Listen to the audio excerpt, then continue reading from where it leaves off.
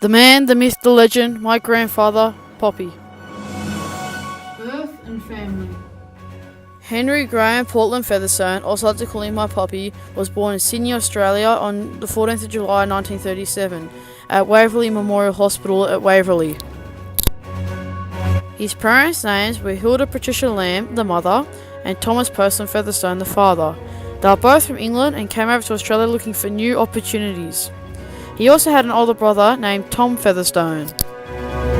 In 1967, my Poppy met my nonna at an insurance company. Then they worked together. 2 years later, they got married in April 1969. They have been married now for 49 years. They've also had 3 kids, and I like to prefer them as my uncle Matt, the oldest, my dad Michael, the middle child, and youngest one being my uncle Scott. Growing up in Australia.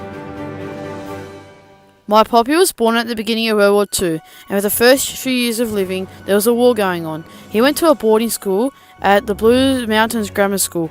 He played a few sports such as rugby league, rugby union, and he was a runner. He didn't have such a nice father, so he loved and relied on his mum for help. In his early 20s, he lived in Darwin for a little while before moving up to Papua New Guinea and lived there for quite a few years before becoming back to Sydney and meeting my nonna. Growing up, my Poppy never really had a nice dad. He was never there for him. So when my Poppy had his kids, he took a different approach with it. He was always there to give his kids a chance to help and support them, and he was always there for them in general.